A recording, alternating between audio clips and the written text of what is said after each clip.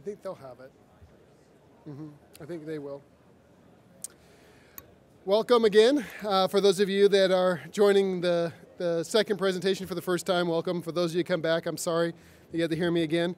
But we're going to be talking about the power of chemical characterization to access changes in your device. And this is actually something that we've been doing this year, and specifically quite a bit more of. It used to be probably 4 or 5 years ago that the ISO 10993 was considered a checkbox. So you just went through and checkboxed the tests, and if you were changing your device, you just repeated the testing. It seemed like that's what the FDA was kind of, the reviewers at least, were going to. Then we started getting kind of a push from the top of the FDA down to try to get people to be scientific in their judgment of a device and not to treat the biocompatibility chart as a checkbox. In fact, the new draft document that the FDA released last April actually says those exact things, that you're supposed to apply scientific judgment to your testing, to not do as a checkbox, and it's actually speaking to the reviewers. It's taken a little while for the reviewers to kind of grasp hold, and the one thing that's very powerful to be able to show a reviewer that no biocompatibility or limited biocompatibility would be necessary for a change is chemistry and chemical characterization. So with this, the goal of chemistry is really the same as the goal of biocompatibility, which is to manufacture safe devices. And we don't change the intended outcome by doing chemistry. What we do is we try to show that what we have chemically on a device is safe and limited biocompatibility testing is necessary. In fact, in the end of the last session, I mentioned that at Nelson Labs, we do about 20 to 35 biocomp tests a day, or samples come in a day. Most of those samples are made out of the exact same materials, the same plastics and metals that everybody else is using. The processing of those can change from device to device, and that's really what the concern is. But what we need to do, instead of just retesting the same materials over and over and over again, we should be looking at those materials, we should be looking at the processing, and then looking at a way that we can help justify that the biocomp may not be necessary for certain tests. So this becomes very successful when you're looking at changes. Because the FDA, if you just submit chemistry instead of biocompatibility for a brand new device to the FDA is going to ask a lot of questions, and it's going to be very difficult to get your device through with pure chemistry only. But if you have a device that's on the market and you're changing it from a generation 1 to a generation 2, or you're changing an aspect of that device, we can analyze the impact of that change, run some chemistry tests to help show that the impact is negligible, and then use that information to submit to the FDA to justify out of biocomp, and that's been where we've been successful with our chemistry evaluations. So the first thing that we look at, though, is we can have 2 different identification methods. We can look at the direct material characterization, and then we can look at extractable and leachable. The difference is the direct material evaluation is where we're actually looking at the material itself. So we're evaluating to see if this polypropylene really is polypropylene, or we're looking to see if this ASTM grade stainless steel is ASTM implantable grade. So we're looking at the material itself. Most of the time, that is pretty easy or really not needed, because a lot of people are using good medical grade materials that have a lot of biocomp on the material itself.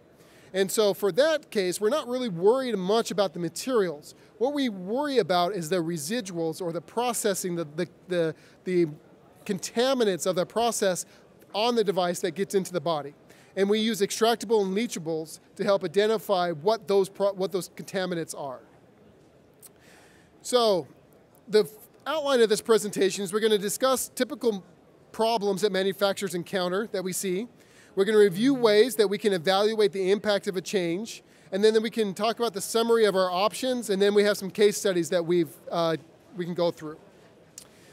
So there's 2 really type of changes we see in medical devices. We have a process change, and that's where we have to change a cleaning step, or we're adding a new mold release, or something along the process that we're changing. So the device itself is staying the same, but somehow how we make the device is changing. The other type of device or change we commonly see is a materials change itself. And some of the things that we see with that is, let's say that you get a polypropylene from a certain supplier, and that supplier goes out of business. So now you got to move your business to some other supplier of polypropylene. Well, how do you know that that is the same polypropylene, or how do you evaluate the impact and biocompatibility? Or your supplier itself changes its process or its makeup and says it's better, it's safer. Well, you still have to kind of show that. We talked about surface area previously, but I'm going to give you a little bit of an example. Let's take my wonderful badge here. So if I am changing my badge in my medical device, I have to evaluate that change to the patient, right? If I am changing the full front of that device and I'm changing all this material, then the majority of the device is changing. That means the device is basically brand new, right? But if I am changing just this top button up here, that impact to that device is much less. In fact, we test by surface area of the device. The more surface area, the more extract we add, so that we evaluate the biocompatibility by using the surface area. So if you change less than 10% of your patient contacting portions of your device, the impact to the patient is much less.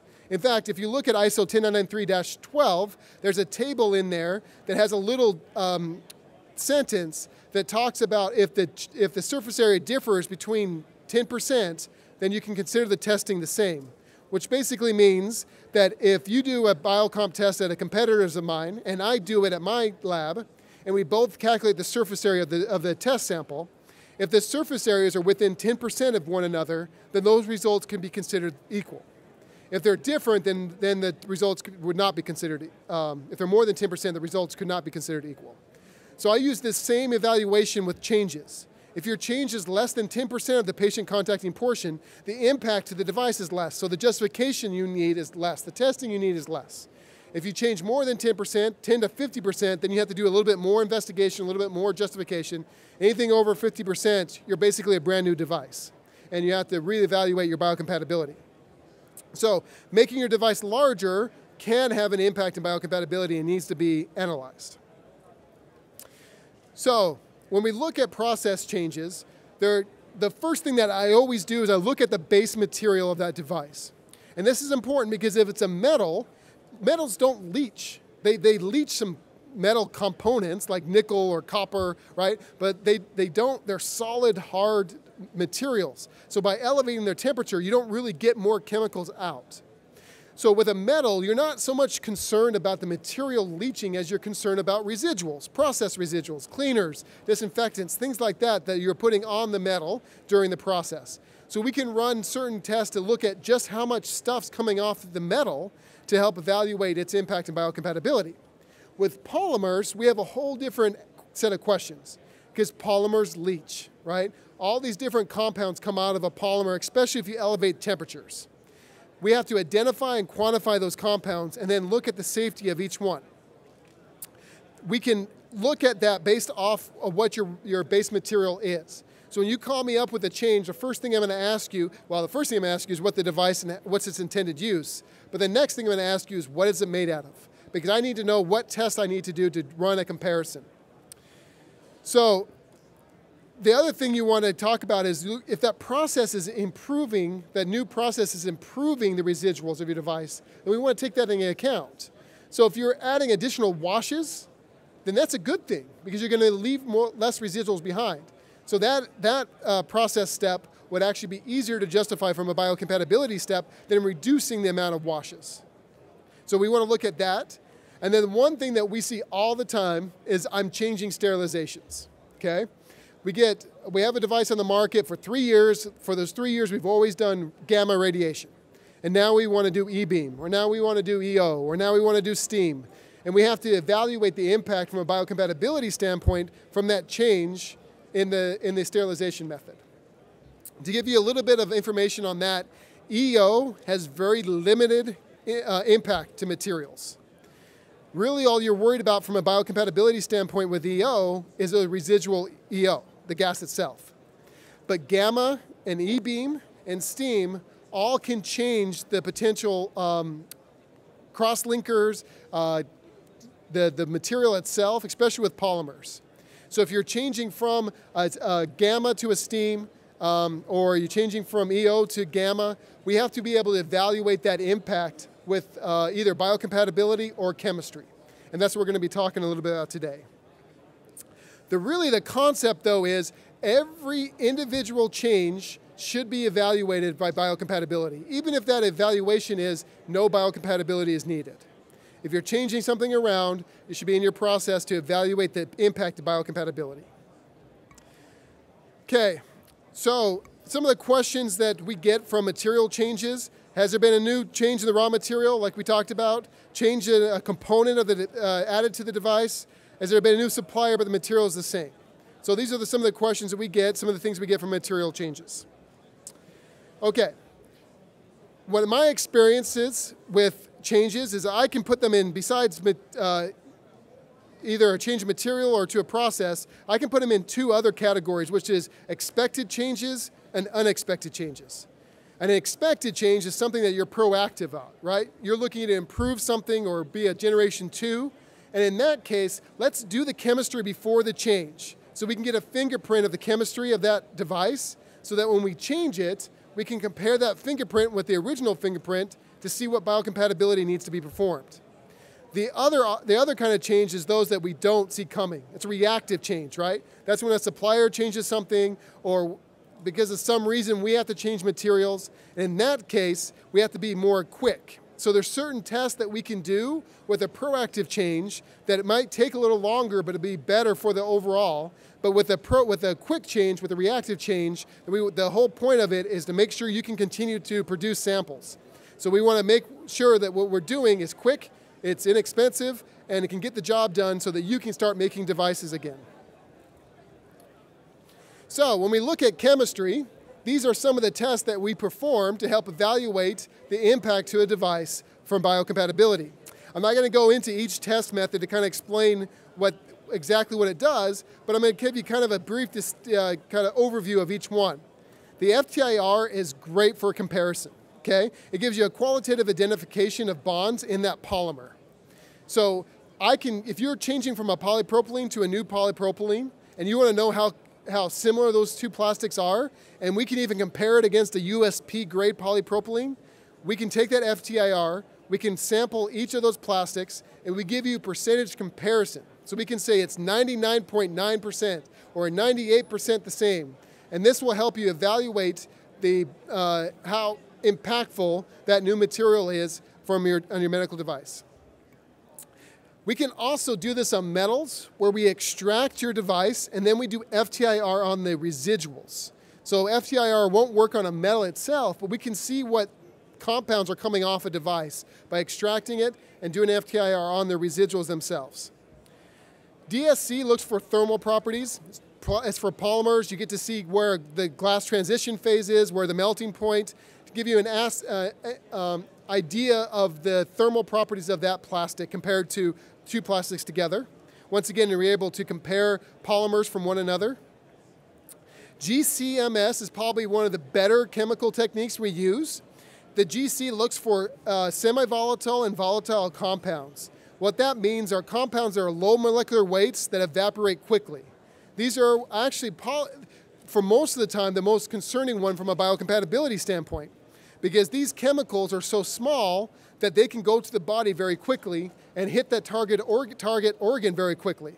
So a volatile or semi-volatile organism tends to be problematic, could be problematic depending on the quantity there. The LCMS looks for non-volatile compounds. We use this a lot for inks and plasticizers. We want to see how much of those are in each plastic. The ICP-MS looks for metals. And if you have a metal and you want to see how similar the two metals are, we can run an extract and see what we're leaching off of each one, what metal components are coming off of each type of metal. I always recommend a cytotoxicity test for any change evaluation. The reason I do that is because cytotoxicity, it's the quickest, the cheapest, and the most sensitive test we have. So it makes no sense to me to evaluate any change without the cytotox. Even if you're not going to do it GLP, which stands for good laboratory practice, At Nelson Labs, a non-GLP cytotoxicity test costs $160, takes 5 days, and like I said, it's the most sensitive test. So it just helps in evaluating any change by running a cytotox test. Okay, so we're going to kind of go through how we would evaluate each one of these to give you an idea of how we look at the direct material characterization and how we do the extractable leachables. So the first case study. In this one, we had a new component added to a device, and we had a process change. So really, we had two separate changes of this device, right? We're adding a new component, and we're changing the process. It was a tubing set, so it's a limited patient contact. So we always have to look at the evaluation from a biocompatibility standpoint to be able to evaluate the impact to the patient, and we do that per ISO 10993. So in this case, we're looking at an external communicating device with limited contact with the patient. With this one, the change is that, the add was that we're adding ink to the device. Now, I can't express enough how much the FDA hates inks, okay? If you're gonna be adding an ink to a device or changing a colorant, please don't. If you have to, okay, talk to me first, we can get through it, but I can tell you, you're gonna have a lot of pain if you're adding colorant to a device. This one wasn't so bad because they added ink to the outside of a tubing set, right? So it wasn't in direct fluid contact. We still had to evaluate if any ink was migrating through the plastic into the solution, but it's much easier to do an evaluation with something that doesn't have direct patient contact than if they coated the inside of the tubing with ink, okay? So if you're gonna add ink, please rethink it, but colorants right now are a very hot topic for the FDA. The other the process change to it, was they frosted the tubing, okay? So the first tubing was clear. The second tubing set, they frosted through a process. So in this one, we had two changes to the same device.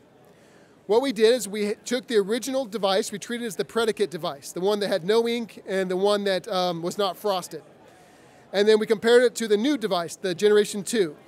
We ran FTIR to show that the plastic itself was not changing from the process. We ran a GC, so what we did is we took fluid and we ran it through the middle of the device, okay, the tubing, and we ran that at a high temperature and for a longer period of time than what's clinically relevant. So this tubing set had a very short duration of contact, so we ran it at 50 degrees C for 24 hours. We ran fluid through this tubing set. And then we collected that fluid and we ran it on the GC and we ran it on ICP. And what we did is we compared the number of compounds that came off and the amounts of the original device to the new device, okay? So what we wanted to show was, are we having similar amount of chemicals coming off of the original device to the new device to show that the change did not impact the leachables off the device. And with biocompatibility, that's all we're really caring about is those leachables. In this case, it was actually interesting because the frosting actually reduced the amount of chemicals that come off the device. So we had less chemicals and smaller amounts coming off the new device than we did the original device. So they then ran a cytotoxicity test, they ran these chemistry tests, and they submitted that to the FDA for their new biocompatibility. And the FDA accepted it as a new change of the device because they were able to show that it was a lower risk to the patient under clinical and advanced use. Okay, for this one, this case study number 2, we had an instrument, and they're just changing the material in one of the materials that is used with another device with similar application. So they're just changing a device and comparing it to the original one. So we ran a cytotoxicity, we ran a risk assessment that did the surface area of the change compared to the original device, and then we used historical data with the material, and then we looked at the processing. So in this case, we actually didn't even use chemistry to evaluate the change. We did a risk assessment approach because the change was so minimal. The surface area of the change was small, and the sponsor already had good information on the material that they were using. They had all the testing already, and the processing, which is important, was very minimal to this new material. So when we're able to evaluate this, we're able to use a cytotox and a risk assessment to be able to justify that biocompatibility wasn't needed. So once again, we're able to submit that to the FDA, and the FDA agreed and accepted the new submission. So this is an example we did very minimal testing to accept a change in a device. Okay, so this one, we added a new material, or the sponsor added a new material and a new component again. The new material was used on the handle of the device, and the new component was added to the device, already had baseline biocompatibility. For the handle, and this is what I want to kind of reference here, we tried to get the sponsor to not do any testing on the handle. And the reason why is because for biocompatibility, we only want to do patient contacting portions of the device. That's all we care about. We don't really care about the clinician, which sounds kind of harsh, right? But we're really concerned about the patient. That's what biocompatibility is looking at. The handle, okay, is not patient contacting. And if we include it into the testing with the distal end of the device, then we could be diluting out the distal end. So if the distal end is unsafe and we add the handle, which is the large portion of the device, it could dilute out the toxic portion of the distal end, and we could be hiding something that's not relevant. In this case, the sponsor still wanted to do some testing to evaluate the handle, so we separated them out. We did a cytotoxin irritation on the new material, and then we did a risk assessment that there was no sensitization impact. Once again, didn't have patient contact, so we're able to apply that to the risk assessment and show that the sensitization was not a concern based off the materials and the processing. And then we ran a cytotoxin irritation on the handle. Now, with the new portion of it, because it had already baseline biocompatibility data and had limited processing, once again, we were able to do a risk assessment using the data that we had, along with the cytotoxicity to help show that toxicity wasn't an issue. And in this case, like I said, I don't think they needed to do any of a justification on the handle would have been fine, but they decided to go above and beyond. So we had to do some biocompatibility testing because the material had no biocompatibility data. But they wanted to have the handle data included. Okay, so the last case study we're going to go over has to do with a Class 1 device. And I put this one in here because I deal with Class 1 devices all the time.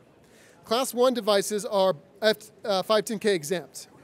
And so a lot of people think that if they're 510K exempt, they're biocompatibility exempt. And that's not true because you're still required to show safety. Just because you're 510K exempt doesn't mean that you're not held responsible for the safety of your device. It does mean you can be less conservative with your biocompatibility, right? Because you're more looking at internal kind of regulations instead of 510K. But you still have to do some kind of evaluation. In this one, they were changing a manual hand polishing step to an electro-polishing step. Not a very big change, right? Before they were manually polishing it, now they're using an electro-polish. There were no chemicals added, but they're using the same material.